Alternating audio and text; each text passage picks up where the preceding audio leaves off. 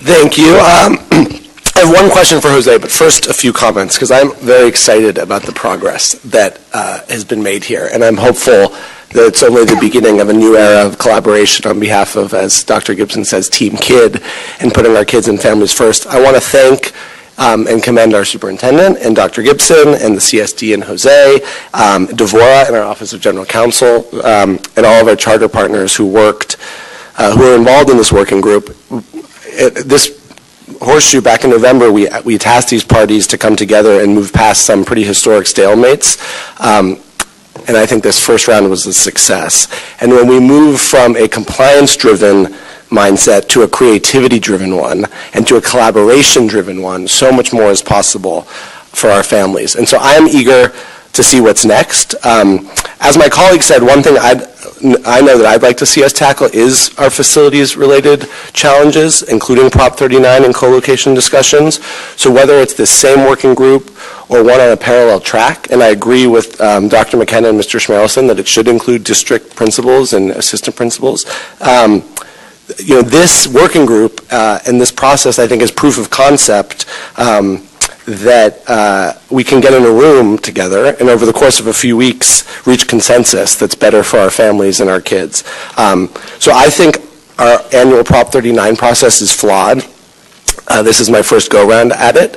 I think the district spends too much time and resources on it. We oversee about 1,200 schools.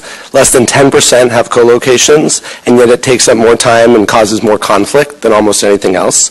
It's a burden on both our charter and district staff here at Beaudry, but also our principals and teachers and school site staff. And I think we saw that articulated quite eloquently a few weeks ago when both stakeholders from North Hollywood High and from VIP Charter came here to tell us that they'd like us to do better. So I'd like some sort of working group or task force to look at long-term leases to bring stability to our parties. I think we could maximize our scarce resources, and we're going to see more of this when the superintendent's task force reports on our real estate portfolio. How can we better utilize our assets to serve kids? It will reduce our costs associated with an annual allocation process, legal, moving, admin. It would create stability for school communities as opposed to this current process where we go, charter schools don't know what campus they're going to be on. District schools are up. There's apprehension about, are we going to lose our computer lab? What's going to happen? And it makes planning and trust really difficult to build. It also would save time and resources for our principals and our admin to focus on instruction and achievement. So I'm really proud of the work that's been done and hope it's the first of many such collaborative efforts. I think this really represents a new era in these relationships so that we can focus on that porous relationship that Dr. Gibson mentioned. My one clarifying question for Jose is just if a charter does not want to consent to this new DRL language, a charter that's outside of this working group, what happens? They just stay with the current version of their DRL, or what's the process for that?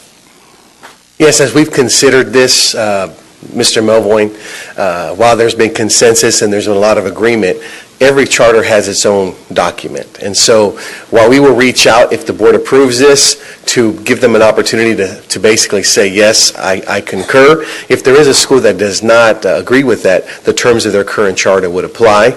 Obviously, the most current is beneficial. It's important to note that regardless, the DRL oftentimes represents the majority of updates in law. So that would always apply no matter what. Got it. Well, thank you again. I think that we, as Dr. McKenna was saying, we are the overseer, and I think we should be, in addition to kind of integrity to our role as oversight, I think we should be taking credit for the successes of kids in the city who fall under our jurisdiction, including the over, close to 200,000 kids in charter schools. So I'm really excited about this effort and, look forward to what's next.